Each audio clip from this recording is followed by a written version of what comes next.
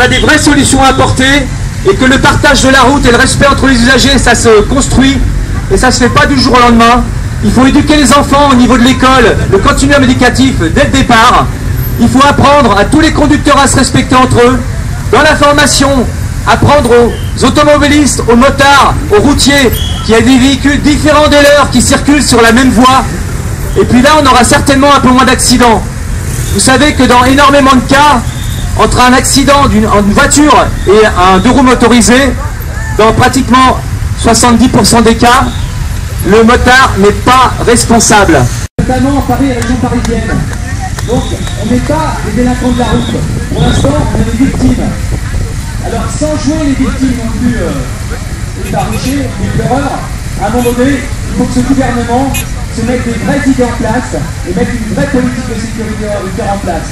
Donc qu'ils arrêtent de nous prendre pour des imbéciles. Société de l'autoroute, il y a justement été dans notre sens là-dessus. En fait, on parle toujours des avions jaunes. Vous savez, les gens qui travaillent sur l'autoroute, ils ont des gilets fluo. Ils ont beaucoup de morts chez eux en fait. Ils ont beaucoup de morts parce qu'ils se font écraser par les voitures qui passent. Et là, ils ont fait une publicité avec un mec comme ça, avec un tutu. Et sur la publicité, ils disent jusqu'où devrons-nous aller pour qu'on soit enfin visible. Donc, ce qui veut bien dire qu'ils sont bardés de fluo. Donc, du pied à la tête, et qu'on les renverse quand même. Donc ça veut bien dire, encore une fois, que c'est simplement un problème d'attention vis-à-vis des autres, et non pas de visibilité. Voilà un bon exemple.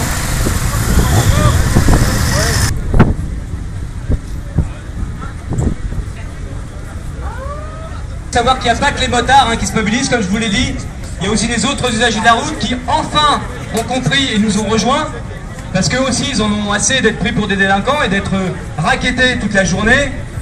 Et puis, il y a la presse moto aussi qui s'est enfin mobilisée aussi. Enfin, qui se mobilise depuis longtemps, mais là, cette fois-ci, elle a pris vraiment conscience qu'il y a une vraie problématique au niveau de la moto, puisque ça va impacter aussi sur des emplois, puisque à partir du moment où on va commencer à nous dégoûter de la moto, plusieurs d'entre nous vont arrêter d'en faire, puisque ça devient de plus en plus difficile. Ça va forcément aussi impacter sur des emplois dans le secteur de la moto. Et ça, il faut que les pouvoirs publics en aient conscience. Donc, tous les médias moto, vous avez pu le remarquer, sont là aujourd'hui. Alors, il y en a qui se sont mis leur petite bannière perso, bon, et puis d'autres qui sont dans le flot pour venir soutenir ce mouvement motard, soutenir cette mobilisation lancée par la Fédération française des motards en colère.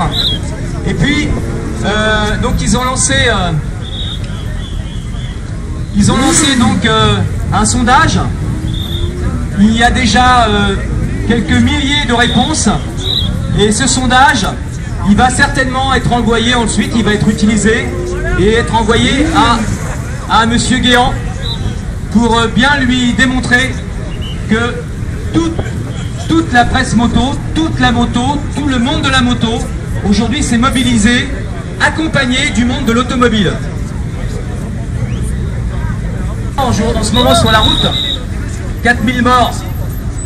On ne nous parle pas des 17 000 morts de décès domestiques. C'est-à-dire les décès domestiques, c'est tout ce qui peut se passer à la maison, c'est ce qui peut se passer en jardinant, c'est ce qui peut se passer quand on tombe de son toit. Et ces accidents domestiques, ils impactent souvent en plus les enfants. Donc plus de 17 000 morts, 17 000 morts par an. Sauf que là, on ne communique pas là-dessus parce que c'est pas rentable. Essayez de faire en sorte que les gens fassent attention aux prises de courant chez eux, tout ça, eh bien c'est pas rentable, on ne peut pas taxer là-dessus. Donc on ne nous en parle pas. 17 000 morts quand même. On ne nous parle pas non plus. On ne nous parle pas non plus des maladies nosocomiales. Voilà. De plusieurs milliers de morts aussi. Les chiffres sont pas, on nous dit 30 000, mais 30 000 morts chaque année de maladies nosocomiales. C'est quoi une maladie nosocomiale? C'est une maladie qui résiste aux antibiotiques. Et puis pourquoi? Tout simplement parce qu'on ne se lave pas bien les mains, il n'y a pas assez d'hygiène. Donc vous rentrez pour une simple appendicite ou pour une petite fracture ouverte à la jambe que vous êtes fait en moto et vous ressortez avec un drap sur la tête. Voilà, 30 000 morts. Ça aussi, ça peut être évité. Mais on n'en parle pas, parce que ça fait désordre. Donc là, on est bien loin des 4000 morts de la sécurité routière, et on est bien loin de ce qu'on en fait comme perception. Perception au titre de perception impôt. Hein. Voilà. Donc ça prouve bien que dans ce pays, on nous prend vraiment pour des imbéciles, et que la sécurité routière aujourd'hui est devenue un vrai impôt indirect, et qu'on se sert de nous pour remplir les caisses de l'État. Si encore on se servait de cet argent pour refaire derrière une vraie politique de sécurité routière, pour refaire les infrastructures routières, ça serait plutôt pas mal, mais c'est même pas le cas. Cet argent, on sait à peine où il va pour l'instant. Il y a quelques études en cours, mais pour l'instant, c'est pas rebasculer sur la sécurité routière. Et ce sont plusieurs milliards d'euros. Plusieurs milliards d'euros. Venir tout au long du trajet, du parcours, pardon, on va mettre des gens du service d'ordre avec ça, tous les, je sais pas combien de mètres, parce que là le parcours, je sais pas combien de kilomètres il va faire. Et quand vous entendrez cette corne de brume, après un arrêt, ça veut dire qu'on redémarre et qu'il faut remettre le matos, casque et blouson. Ça évitera les effets d'accordéon. Voilà.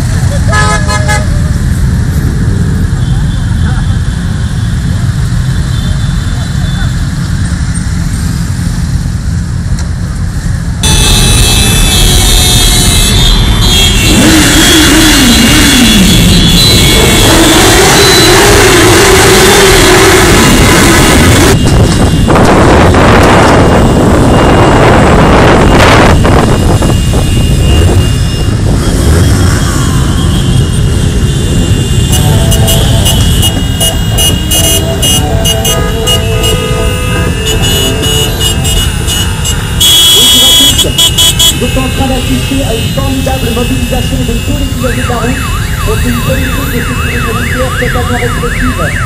Vous avez devant vous plus de 15 000 motards, plusieurs milliers de voitures également. Le CDAN, par sa politique de sécurité routière, basée sur les raquettes de la répression et absolument pas sur la formation, a réussi a little closer to the bone.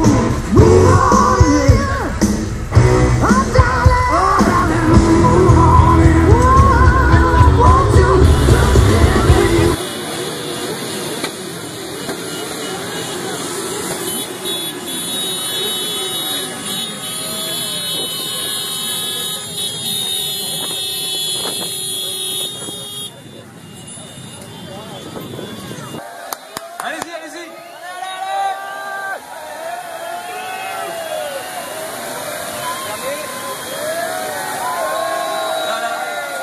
Voilà le message qu'on adresse à Monsieur Guérin, à sa sécurité rentière, pardon.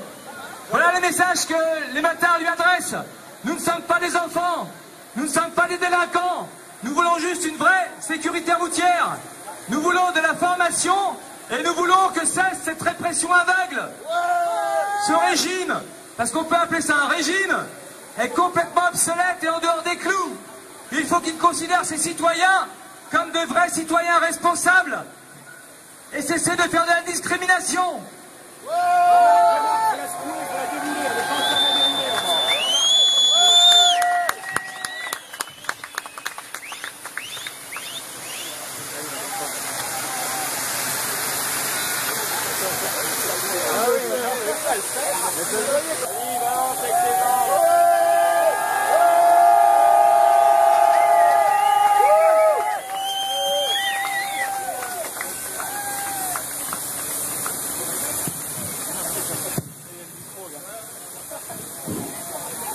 Bon, qui a dit qu'à la FFMC on savait pas rigoler? Bon, est-ce qu'elle vous plaît cette banderole? Ouais! Regardez, normalement ce qu'on fait là c'est complètement interdit. Et si on avait dit ça à la préfecture, on nous aurait jamais donné de Trocadéro. Donc c'est pour ça, pour prouver que les motards peuvent se mobiliser. Et que les motards sont des gens sérieux quand il le faut.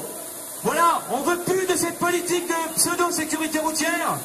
On veut simplement une vraie politique. Sans répression, avec plus de formation.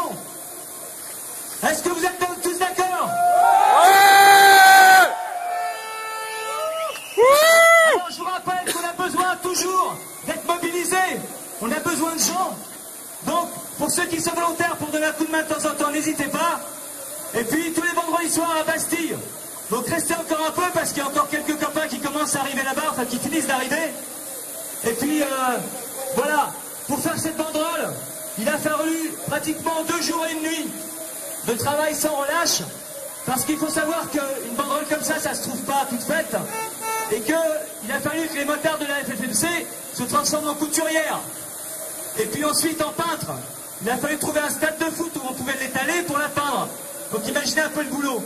Alors maintenant, le seul problème, c'est qu'on ne sait plus ce qu'on va en faire, parce qu'on n'aura jamais autant de place pour la mettre. Voilà. À l'Élysée. La prochaine fois, peut-être sur la Tour Eiffel. Alors, pour ceux qui ont des idées, n'hésitez pas, vous nous envoyez ça sur le site de la FFMC 75. Et puis, la prochaine fois, peut-être qu'on fera un truc encore plus sympa. Voilà.